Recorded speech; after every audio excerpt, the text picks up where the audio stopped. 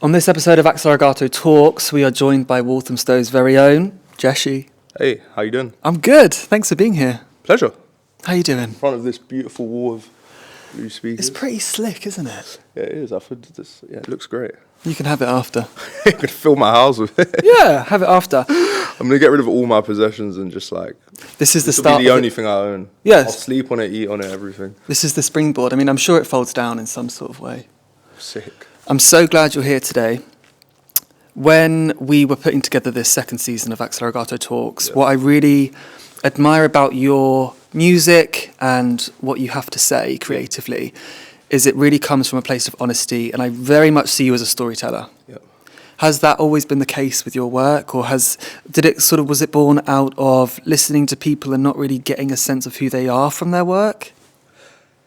So I'd say the biggest thing that kind of came from was, I was making stuff that at the time I was happy with and excited by, and it wasn't really connecting with people the way things I love connect with me, if that makes sense. And I think it's very easy as an artist to blame everyone else for things not resonating with people. People want to blame their label manager, this, the audience. It's everyone else's fault except for their own. But I kind of had to sit down and think, you know what, like, all of those things do play a part. But I think the main thing, if you're making great art that connects with people, it connects with people at the end of the day.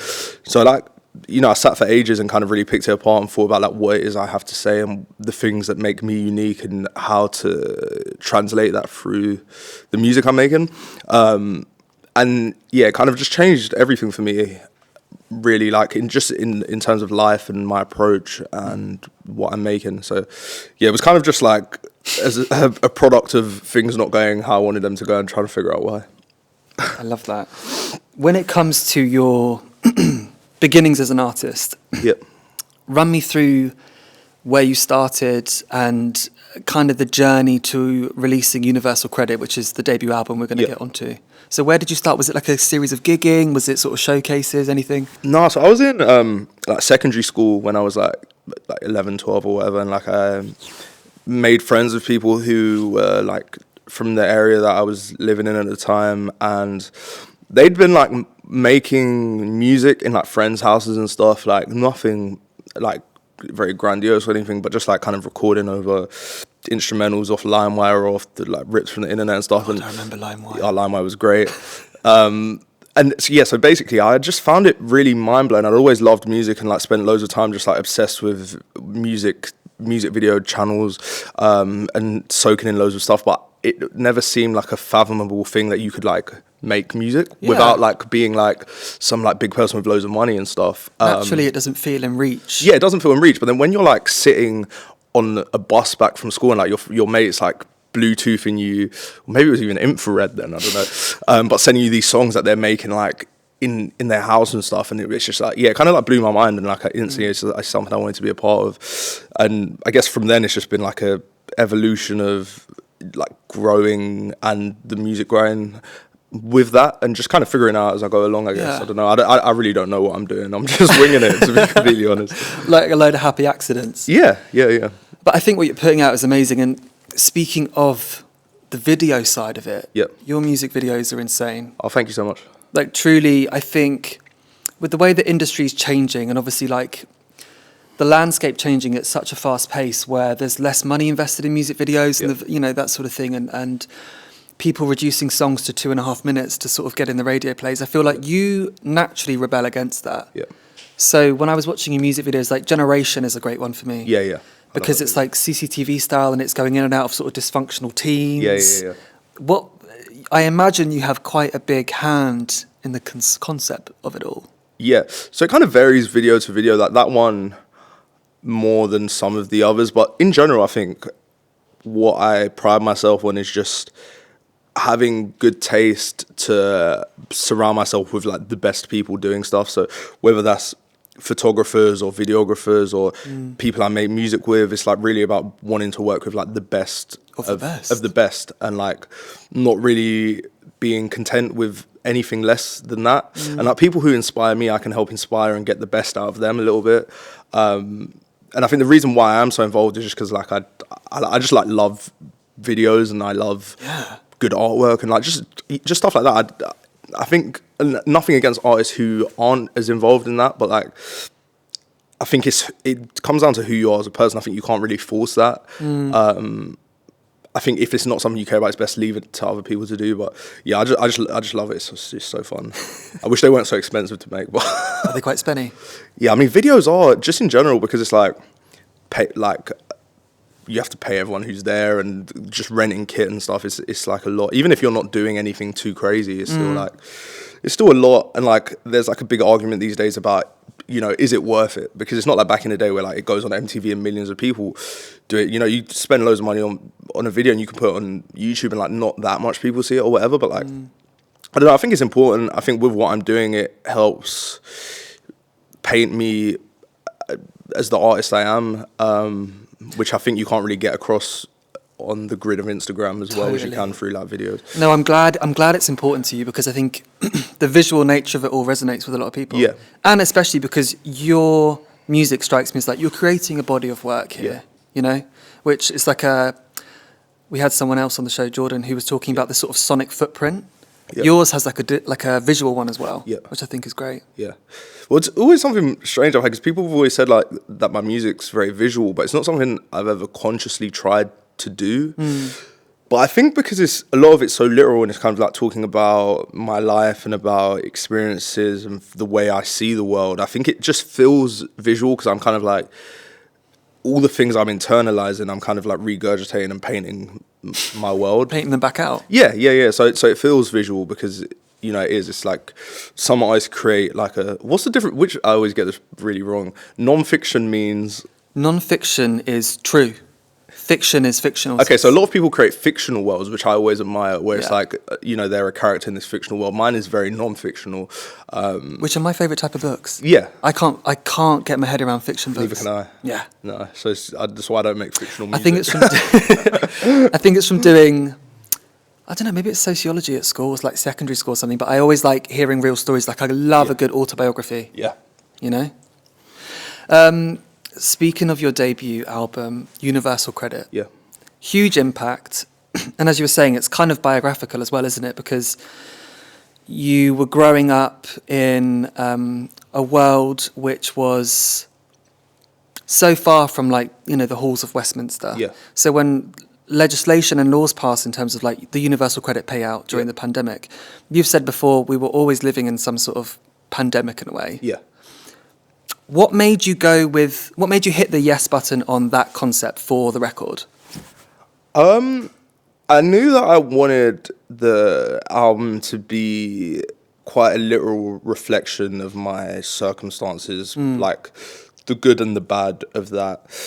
And I mean, at the time I was on universal credit and like very stressed about money and stuff. And I think a lot of the time it's about like finding words that kind of really can capture that. And I thought that was just such like I always love like being able to reappropriate something, like, you know, taking those words that mean something very mundane and like have quite a negative connotation and trying to put like a spin on it and give it like a kind of new power. And I just felt like it summarized the whole thing very well. And also just like, there's so many offshoots visually from that. You know, when you look at like, you know, P45s and like the connection that I was playing with a lot with like the universal credit and the lottery, and like it just helps create like a nice visual world that represents kind of what I'm talking about in the album. So yeah. The album's amazing. Thank you. What was your education into music like? Mine was SingStar. Did you ever play SingStar? That was mine. No, I never played SingStar. On PS2, it was the best. I remember I had this game. Oh, what was it called? It was like Def Jam Rap Star or something. Was it like a PlayStation? Yeah, it was like a karaoke PlayStation game. Like, and like, but I can't remember I'm trying to remember what song was on it. It was like, I can't remember. It was like. Was it like a genre? Oh, okay. Yeah. So it was like a particular genre. Yeah, kind of. And that was quite funny. I remember doing it with like my little sisters and stuff, but no, that wasn't really. That was kind of just like fun. I mean, like when I was in school, I never paid attention to the music class because it was always kind of like looked at as like some time where you could just like mess around, right? Like free time kind of thing, which is not good. I don't encourage that. But was this primary school or secondary school? Secondary school. Okay, because in primary school I just remember being handed a recorder. And that classed as a music lesson. Yeah. But I think it's the same when I was in school. It's kind of like they just let you in these rooms and put you on like the computers and let you just like mess around. It wasn't like, very IT structured. Class. And then I went to college and like was doing like music technology and like learned, like they were trying to teach me like piano theory and all this stuff. And like I don't know, at that age I just really switched off to like lots of things. I just didn't really have any interest in like listening to people. Authority. Yeah, take down the man. Now I probably wish I did, but you know what? Like I think you're doing all right. Is what it is. Yeah. Yeah, I remember SingStar because it had Superstar by Jamelia. Oh, sick. Do you remember that song? Yeah, big song. Where's Jamelia at these days? She still makes. I don't know. Last time I saw her, she was doing like a Nevermind the Buzzcocks thing, but that was years ago. Like British icon. She's an absolute British icon. So, right, I've got a little speed round for you. Rapid fire questions. You ready? So I'll see how quick my brain is. Let's see. Right, something you'd tell your younger self. Listen to nobody. Listen to nobody. Yeah. Were you listening to everybody at that time? No, I think you, in general, I think we do listen to people a bit too much. I think, yeah. To be fair, I don't think I was listening to people much then. I'd say just keep not listening. Keep not listening. Person from history you'd like to take to lunch. Sorry, that's not very speedy. It's okay. Amy Winehouse. You're the second person today that said that. I mean, she what an enigma. You know they're making a new film of her. Oh my god, I saw the pictures. It looks so bad. I know. It didn't even look like her. It's a tricky one because it's like she's such a ledge, and you almost want to handle her story with such care. Yeah. But you know they're not going to. No, and with certain biopics they do, but like yeah, I don't know. I mean, I've not seen, maybe it's amazing. I don't know, but I saw some pictures and like it didn't really. It felt quite distasteful. Of her screaming to the taxi. Yeah, I saw that too. Yeah, and it's like I'm sure there's more in it than that, but I don't know. It's so fresh as well. I don't know. Totally. Yeah, I'd like to go. Let's see what happens. Or maybe just go to the pub with her would probably be more fun. Yeah. Place you're dying to travel to. Colombia. Ooh. Yeah. Just heard it's sick. Have you been? No. No, but I've always heard like really good things. Said people tell me it's like the best place I've been. And like, really? I've never been to South America, so I'd like to go there this year. Have you seen Encanto? No, I've seen Narcos. Oh, Narcos. Okay, different kind of. I'm thinking of the Disney Pixar film. Desert Island Disc. If you were pushed on a boat to a desert island, you had to take one album with you. What would it be? Maybe Dummy by Portishead. Yeah, I love Portishead. I love Portishead. They're someone who like I want to see live so bad. They're a big inspo for you. Well, I kind of got into them quite late, like, but that whole scene of like trip hop, like their Massive Attack and stuff, like I'm like quite obsessed with Englishness in like because I just think for like such a tiny island, like the most musical innovation has like come from here, and just creating like scenes. If you look at like grime or like even like drill now, or like trip hop in that time, or like rock music, like so much amazing great things have come from here. And I think that scene of like that whole Bristolian thing is like it's just really cool. And I think it's amazing people who made music in the 90s and the early 2000s that like you play it now and it still sounds so futuristic. It's definitely sick. I think I'd love to live in the 90s. I was born 94, but I'd love to be like a fully grown adult to enjoy the 90s. Yeah, I think the 90s looked sick because you could still smoke in pubs. See, I'm not into that. You know, you go to like Berlin and like you in these bars and like I remember I was in Berlin like last year and like it's all fine. Like everyone's in there. It's quite fun at first. Like you're smoking in the pub, whatever, and then suddenly it's like the air is so thick and like your eyes are like going red and stuff. And you become a walking ashtray. Yeah, I hate it. Like where's that place? Paris. In the clubs, it's like indoor smoking areas in the club, and like when you're out, the whole point. What is in a room? Yeah. It's horrible. It's like a coffin. It's like a tiny room where everyone has to go in and smoke their cigarettes. You know, Tokyo is like that as well. Yeah, I'm not into it. I like a good old fashioned cigarette outside. Yeah. Yeah, Tokyo have these like air conditioned rooms that you can go into. It's like super. It's like kind of like Singapore with chewing gum. Yeah, it's super illegal to like throw a cigarette on the floor in Tokyo. Oh, really? But they put you in this sort of like AC room. Yeah. I mean, at least it's got AC. The ones I've been in, they're like really hot and really smoky. Yeah. Which is not fun. What's something people get wrong about you? Do you know the thing? I think a lot of the time is like, I think because of the album and some of the themes in it, so what is something I struggle with a lot. So you know, you do interviews a lot, and people go like, "This is like so political and stuff." But when I made this, it wasn't. It had. To be fair, I'm not a very political person, which I think people would think I am from like right? doing an album called Universal Credit. Yeah. But what it was really of is talking about my immediate situation, which people connect with because there's loads of people who are also in the same situation. And I struggled with this a long time with people saying it's political, and I always wanted to rebel and say it's not. But actually, we live in a society where everything in some way is political. Totally. Just like the album is, just like conversations you have. It all links back because politics has a hand to play in everything, in every situation we're in any struggle that we're in the good, the bad, and the ugly of everything. So, yeah, I mean, I think that's probably something that people probably think I'm much more like, you know, charged, bring them down or whatever. For me, it's kind of like, I think a lot of the time I feel quite switched off to a lot of those things. But yeah, for me, it's about the outlet of addressing my own situation, which I think is the best way, because then I think people would connect with it because it's real. It's not like this performative thing of like, I'm going to take down the system or whatever. I'm just like talking about my feelings and where I'm at, and people seem to feel similar. Because it's less of a statement for statement's sake. It's more like, we're all going through this. Yeah.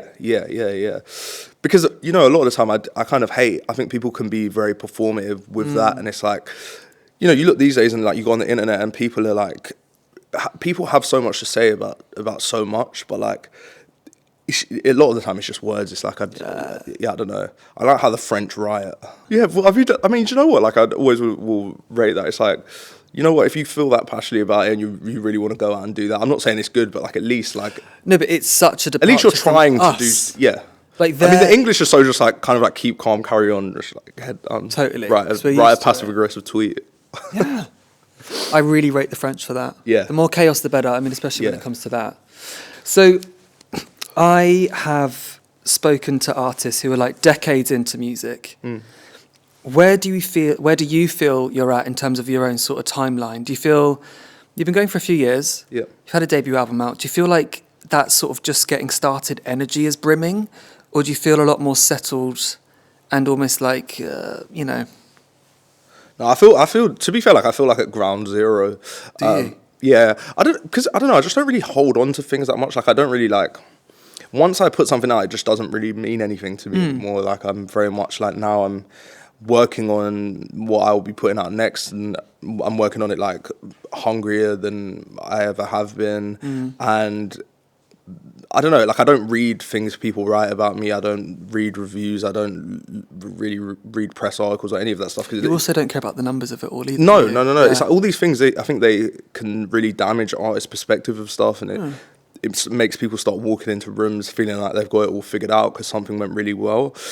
And I think, you know, in the same way, if something doesn't do well, I don't think it should make you feel like a bad person or like what you're doing isn't working. I don't think if it does well, it should inflate your ego and make you feel like give you a bit of like this God complex, which I think really hinders people creatively. So I just try and like walk into rooms without any of that and just like do what I love, which is making things and trying to push things in a new direction. Even with what I'm doing now, it's about not making another Universal Credit. It's like making something that actually completely goes away from that, which a lot of the time, you know, if something feels like it's working, people want you to do it again. Totally. But I feel like it's like the artist's duty to say no. Well, you mentioned Madonna earlier. Yeah, I wanted them to make me look like Madonna. How would they do that? I don't know. We talk about hair and makeup, and you could, you know, there might be a cone bra out the back. She wears like grills and stuff now, don't she? Yeah. I didn't know. I had to Google the other day because I was like, she's like a bit like almost like an alien. Like you can't really figure out how like old she is. She's like almost 70. It's kind of mad. No, like she's a legend. She might be the oldest person in grills. Maybe there must be a world record. Yeah, I don't know. But speaking of Madonna, and like you were saying, it's that kind of art of reinvention. Yeah. And you know, we have other guests that are coming on as well that have spoken about having a breakthrough record at 17. Fast forward 5 years, and they want them, you know, their sort of management and stuff, and the tour organisers want them to recreate that 17-year-old energy. Yeah. That's not possible. Yeah, and I think the moment you start trying to do it, it kind of all goes wrong. Yeah. I think the best way is to kind of like be elusive and as you said, like reinvent yourself. I think it's like what the great artists do. I mean, if you look at like my favorite Radiohead album, Kid A, which was like such a left turn from everything they'd done previously into like more electronic music and stuff like that, and kind of getting away from that traditional like guitar-y rock stuff. And like it worked so well because it's like punk at the end of the day. I think like punk is not about people smashing guitars and like the genre of music. It's about that attitude. Totally. And I think it's something that is very ingrained in British arts a little bit, and I think it's something that we should hold on to and like challenge people when they want us to do a certain thing. Because like, I don't know, I'd always rather things work because I did what I want. I think a lot of the time what happens is artists listen to everyone and get pushed and pulled in loads of different directions, and it can work and you can not be happy, or it also can't work and you just are full of resentment for all of these people, which is not a place I want to be in. And that's why a load of people burn out. Yeah, I think it's quite like a taxing thing on the brain. 100%. When you have a sort of like a solid writing sesh, what do you do after that? I'm really interested to get into sort of like how you recharge and come back to like a piece of, you know, a song or something you're working on. Like, what do you do? Like, we spoke to Masterpiece this morning and he was like, to be honest with you, I go home, I put on Come Dine With Me and I just lay down. So what would you say is something where you're like, I just need to like switch off?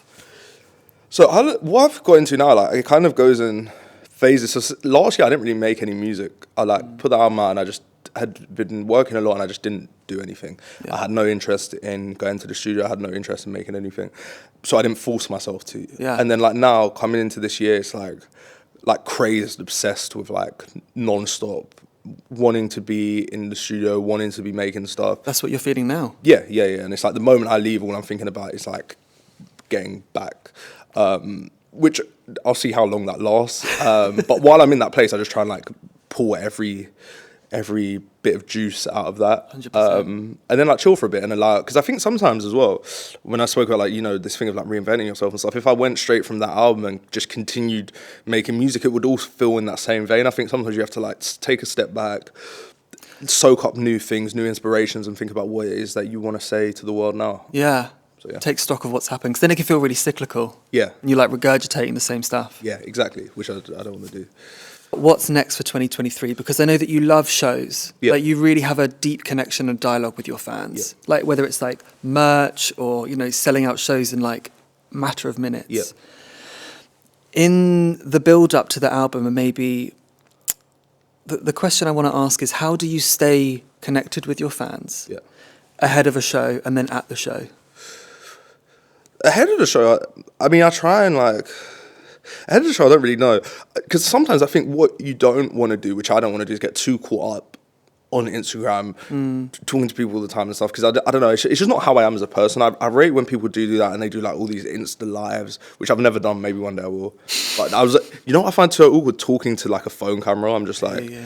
I just don't know. Maybe I'll reach a point in my life where I can, but right now. I mean, don't hurry it, because it's like... You know. No, but what I love is like, you know, when I first started doing shows after the pandemic and like you meet all these people who the music really connects with, I think it's so much more valuable in real life when you can actually stop and like have a proper conversation with stuff. Yeah. It's to people. So, you know, at the shows, I don't know, all this funny stuff happens at my shows. I don't know why, like... Yeah, people always want to do B-reels, which I didn't even know what they were. But I don't know what B-reel. I know what it is now. Now every show I do, everyone's like B-reel, which is quite funny. There's just funny interactions. At my show at Oslo, I don't know what happened, or someone was trying to like sabotage me, but like I got on stage and the floor was so slippy. It was like someone like poured olive oil everywhere. So I was like playing and kept like losing my feet a little bit. The floor was the stage floor. Yeah, it was so slippery. And then like I was talking to the crowd about it, and I was like, you know what, like I want someone to feel this. Who wants to come on stage and run from one side to the other and not fall over? So then people was like, yeah. So then this kid comes up and I was like, and then you like cut off the music, whatever, and like he starts there, tries to run to the other stage and like literally gets there and just like stacks it, like whatever, and then everyone's like cheering and stuff. It was funny. Do you think someone sabotaged you? Was it just a stick? No, I don't know. Maybe it was I don't know what it was. Maybe they were trying to like make it clean. I don't know, but it was funny. I think with shows, I just don't really plan much. I know the songs I'm doing and stuff, but most of it is very off the cuff of like things happening in the room or whatever. Great. And then in terms of Have you got any sort of like festivals that you're like dying to do? Like Glastonbury's a big one for UK artists. Yeah. Reading and Leeds seems like a bit of a rite of passage. Yeah. What's your stance on like the whole festival circuit? I mean, I want to play all of them, but Glasgow is always a thing where it's like I spent so much time, and I still watch like a lot of like iconic videos of people playing there on like the pyramid stage and stuff. And I think just the name. I went there for the first time last year. I played like a little bit. I played on someone else's set and like DJed in an empty room, which was sick. Yeah, but yeah, hopefully I'll play there this year. If not, then that's life. But yeah, that's somewhere that it would mean a lot. And just like, I think the sick thing as well is just like some of the places you travel to, like totally. Even last year I started doing it for the first time properly. Like, you know, you go to like these random cities and countries that like otherwise you'd probably never go to be completely honest. It just opens up your world so much. Totally. Which I love. Thank you so much for sitting down with me today. It's been a pleasure to have you on the show.